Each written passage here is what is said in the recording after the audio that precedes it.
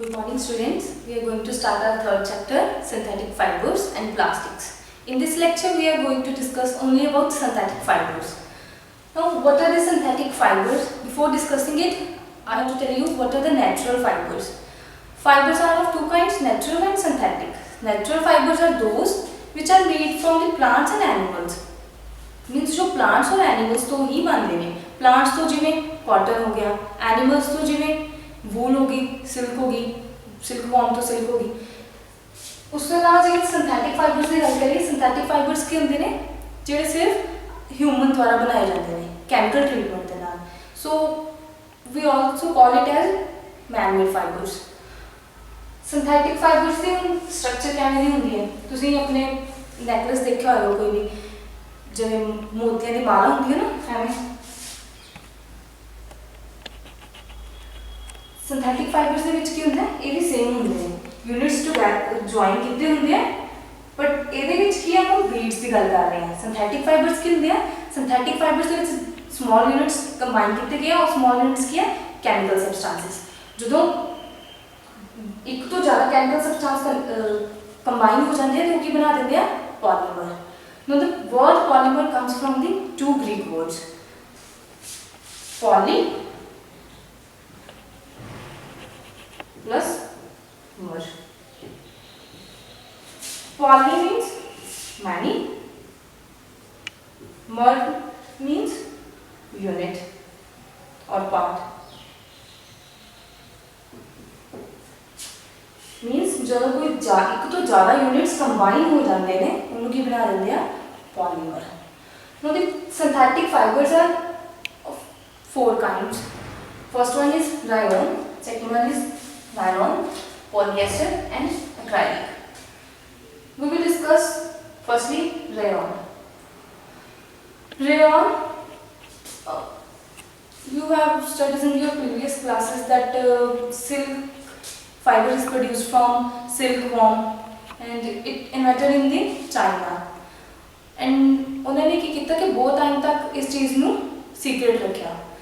जो सिल्क हैगी है, सिल्क की है बहुत ज़्यादा फैसिनेटिंग होंगी है बट एक्सपेंसिव होंगी है, अफोर्डेबल नहीं है. मीनस जे उन्होंने ये किया कि जे इसकी कुछ होर बना दिता जाए जी कि चीपर हो, प्रॉपर्टीज सेम हो, ये करके 19th सेंचुरी के विच बहुत सारे एक्सपेरिमेंट्स हुए. 19th सेंचुरी के विच की हो गया कैटेगरी मिली सानू रेयॉन. एक ही है इन आर्टिफिशियल सिल्क भी बोल देते हैं क्योंकि ये प्रॉपर्टीज सेम सिल्क की तरह होंगी ने. सो बट ये होंगी की है चीपर, चीपर होंगी है और बहुत सारे कलर्स के विच अवेलेबल होंगी है. हुण अगर ये बनाई गई सी ये कुछ ना कुछ यूज तो होएगी. फर्स्टली एक्सट्रैक्ट किवें कीती गई सी? ये बनती है तो वुड पल्प तो जो अं कैमिकल ट्रीटमेंट करते हैं वुड पल्प का, वो की दे देती है सानू रेयॉन बना देती है. हुण ये यूज़ की है जो आप रेयॉन नू मिक्स करते हैं कॉटन के नाल, रेयॉन प्लस कॉटन दोनों के मिक्सचर के नाल की बनती है बैडशीट्स. जो आप बैडशीट्स यूज़ करते हैं उन्होंने रेयॉन की कॉटन के नाल बन सकते हैं. जो आप कारपेट्स होंगे हैं वो की होंगे हैं रेयॉन मिक्स विद वूल, दोनों ने मिक्स करोगे तो साढ़े को बन जाने हैं दोनों के फैब्रिक के नाल कारपेट्स बन जाते हैं. उस तो अलावा सेकेंड कैटेगरी की है नायलॉन. नायलॉन की है फुली सिंथेटिक फाइबर है. एक्सट्रैक्ट किवें होंदी है? It extracts from coal, water and air. Chemical treatment के नाल एक्सट्रैक्ट हुई, so it's also synthetic fibre. एक ही होंदी है बेटा इसकी प्रॉपर्टी, मेन प्रॉपर्टी की है कि स्ट्रॉन्ग होंदी है, इलास्टिक होंदी है एंड लाइट. स्ट्रॉन्ग मीन्स कि बहुत ज़्यादा मजबूत होएगी, तोड़न वास्ते नूं ज़्यादा पावर लगेगी. इलास्टिक मीन्स कि स्ट्रैचेबल होंगी है, तुम स्ट्रैच कर सकते हो जिवें रबड़ होंगी है साइड तो स्ट्रैच की छड्डी फिर अपनी पोजीशन पे आ गई. सेम है भी.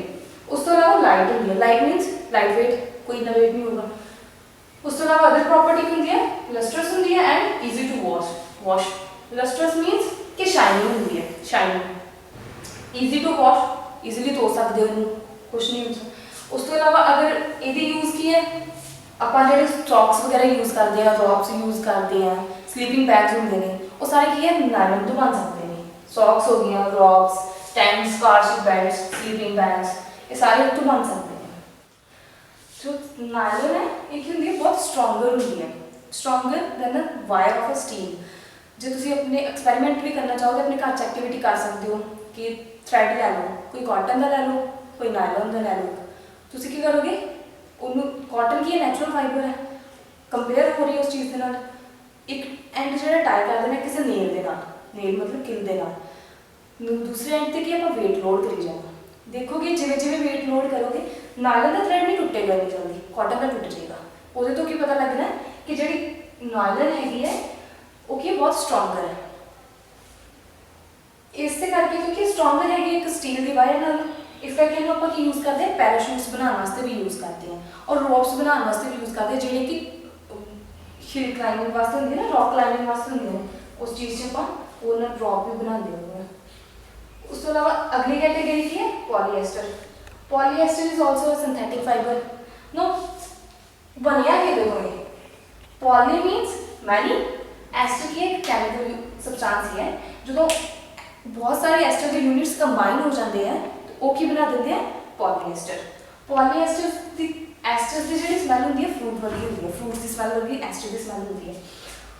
और एक ही होंगे हैं पॉलीएस्टर जल्दी ड्रिंक नहीं करते, ईजीली ड्रिंक नहीं करते और उस तो अलावा ईजीली वॉश भी हो जाते हैं क्योंकि ईजीली इन्ने ज़्यादा मतलब खराब नहीं होंगे कुछ। वो करके की होंगे इन्होंने आप यूज़ की करते हैं सुटेबल है मेकिंग ड्रैस मटीरियल्स। उस तो इलावा पॉलीएस्टर से जे आप देखिए कि सबस्टांस किहड़े अवेलेबल होन मार्केट के, जिवें पॉलीकोट हो गया। पॉलीकोट, पॉलीकोट नाम तो पता चल रहा है, poly means many, poly means polyester sorry, cot means cotton, polyester plus cotton. Polywool है, polywool means polyester, wool means wool. दोनों को कंबाइन करोगे पॉलीकोट फैब्रिक होएगा, पॉलीवूल एक फैब्रिक है, दोनों को कंबाइन करोगे। इस तो अलावा पॉलीएस्टर की कैटेगरीज किहड़ियां हो सकती हैं, एक टेरारीन होंदी है, ये भी बहुत ज़्यादा पॉपुलर हैगी है। उसके अलावा क्या है, पेट हैगी है।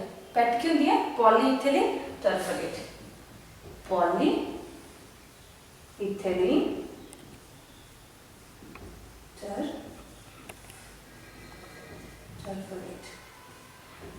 पॉलीइथिलीन टरफलेट इस चीज़ की आप भी बॉटल्स देखते हो जिवें कोक की बोतल होंदी है, ये की होंदी है बहुत सारी चीज़ां बन जांदियां जिवें हो गई बॉटल्स हो गई, यूटेंसिल्स हो गए, वायर हो गई। और उस तो अलावा फोर्थ कैटेगरी की है एक्राइलिक। एक्राइलिक की है जिवें सर्दियों के आप वूल के कपड़े पाते हैं, स्वेटर्स हो गए, शॉल वगैरह हो गए, ब्लैंकेट यूज़ करते हैं, वो क्या होंगे फुल वूल के नहीं होंगे, उन्होंने की होंगे एक्राइलिक फाइबर वो मिक्स की होंगी है। Next one is acrylic fibre. Acrylic की होंगी है जिवें आप सर्दियों के वूल के कपड़े पाते हैं, वो पूरे वूल के नहीं होंगे, जिवें शॉल्स वगैरह ब्लैंकेट यूज़ करते हैं, वो क्या होंगे एक्राइलिक फाइबर भी होंगी है।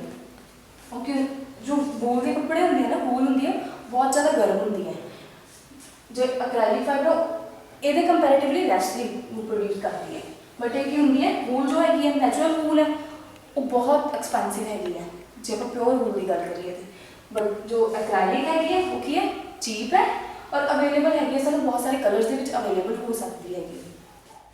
हुण सिंथेटिक फाइबर्स के कुछ डिसएडवांटेजेस भी होंगे हैं, जिवें ईजीली फायर कैच कर लेंगे हैं। तुसीं अपने घर च एक्टिविटी परफॉर्म कर सकते हो, एक कॉटन का कपड़ा लिया, एक सिंथेटिक फाइबर लै ली, अपने पेरेंट्स की मदद लै सकते हो इसलिए। सिंथेटिक फाइबर ली दोनों फायर लगा के अग लगा के देखोगे तुसीं की होएगा, जो कॉटन वाली है वो जलेगी बट मेल्ट नहीं होएगी, जो सिंथेटिक फाइबर दी है होगी मेल्ट होनी शुरू हो जाएगी। मीनस जो सिंथेटिक फाइबर है वो ईजीली फायर कैच कर लेती है और जो मेल्ट करेगी, मेल्ट होने तो बाद पर्सन की स्किन के नाल चिपक जाएगी, फिर मतलब बहुत ज़्यादा डेंजरस भी हैगी है अगर फायर कैच कर ले। तुम अपने घर च देखा होगा तो मम्मा कभी भी किचन च काम करने के सिंथेटिक कपड़े पा के नहीं काम करते, हमेशा कॉटन के कपड़े प्रेफर करते हैं क्योंकि फायर इजीली कैच नहीं करते, और लैब च अगर काम करना पड़ेगा फिर भी प्रेफर करते हैं कॉटन ही, सिंथेटिक फाइबर प्रेफर करते हैं नेचुरल। उस तो अलावा तुम एक्टिविटी एक देने ਤੁਸੀਂ ਆਪਣੇ ਘਰ 'ਚ ਪਰਫਾਰਮ ਕਰ ਸਕਦੇ ਹੋ ਉਸ ਚੀਜ਼ ਨੂੰ। ਸਿੰਥੈਟਿਕ ਫਾਈਬਰ ਦੀਆਂ ਕਰੈਕਟਰਿਸਟਿਕਸ ਕੀ ਹੁੰਦੀਆਂ ਨੇ? ਸਿੰਥੈਟਿਕ ਫਾਈਬਰ ਕੀ ਹੈ, ਬਹੁਤ ਜ਼ਿਆਦਾ ਡਿਊਰੇਬਲ ਹੈਗੀ ਹੈ, ਮੀਨ ਜ਼ਿਆਦਾ ਟਾਈਮ ਤੱਕ ਚੱਲ ਸਕਦੀ ਹੈ, ਇੰਨੀ ਐਕਸਪੈਂਸਿਵ ਨਹੀਂ ਹੁੰਦੀ, ਚੀਪਰ ਹੁੰਦੀ ਹੈ। ਉਸ ਤੋਂ ਇਲਾਵਾ ਇਹਦੀ ਇੱਕ ਹੋਰ ਕਰੈਕਟਰਿਸਟਿਕ ਹੁੰਦੀ ਹੈ ਜਿਹੜੀ ਕਿ ਤੁਸੀਂ ਖੁਦ ਫਾਈਂਡ ਕਰ ਸਕਦੇ ਹੋ। ਆਪਣੇ ਘਰ 'ਚ ਕੋਈ ਐਕਟੀਵਿਟੀ ਪਰਫਾਰਮ ਕਰੋਗੇ, ਉਹਦੇ ਨਾਲ ਤੁਹਾਨੂੰ ਪਤਾ ਚੱਲ ਜਾਏਗਾ। ਉਹਦੇ ਵਾਸਤੇ ਕੀ ਕਰਨਾ, ਤੁਸੀਂ ਇੱਕ ਕੋਈ ਨੈਚੁਰਲ ਫਾਈਬਰ ਦਾ ਕੱਪੜਾ ਲਿੱਤਾ, ਇੱਕ ਸਿੰਥੈਟਿਕ ਫਾਈਬਰ ਦਾ ਲੈ ਲਿਆ, ਦੋਨਾਂ ਨੂੰ ਵਾਟਰ 'ਚ ਡਿਪ ਕੀਤਾ। ਵਾਟਰ 'ਚ ਡਿਪ ਕਰੋਗੇ ਤੁਸੀਂ, ਵਾਟਰ 'ਚ ਡਿਪ ਕਰਨ ਤੋਂ ਬਾਅਦ ਦੇਖੋਗੇ ਕਿ ਕਿੰਨਾ ਵਾਟਰ ਦੋਨਾਂ ਨੇ ਸੋਕ ਕੀਤਾ। ਮੀਨਸ ਜਿਵੇਂ 2 ਟੱਬ ਲਿੱਤੇ, ਦੋਨਾਂ 'ਚ ਵਾਟਰ ਸੀਗਾ, ਕਿੰਨਾ ਪਾਣੀ ਪਿੱਛੇ ਰਹਿ ਗਿਆ ਉਹ। ਐਂਡ ਉਸ ਤੋਂ ਬਾਅਦ ਤੁਸੀਂ ਜਦੋਂ ਇਹਨੂੰ ਧੁੱਪ 'ਚ ਸੁਕਾਓਗੇ, ਈਜ਼ੀਲੀ ਕਿਹੜਾ ਜਲਦੀ ਸੁੱਕ ਗਿਆ। ਉਸ ਤੋਂ ਕੀ ਇੱਕ ਪਤਾ ਚੱਲੇਗੀ ਪ੍ਰੋਪਰਟੀ ਹੋਰ ਕਿ ਡਰਾਈ ਕੌਣ ਜਲਦੀ ਕਰ ਲੈਂਦਾ, ਸਿੰਥੈਟਿਕ ਫਾਈਬਰ ਔਰ ਨੈਚੁਰਲ ਫਾਈਬਰ।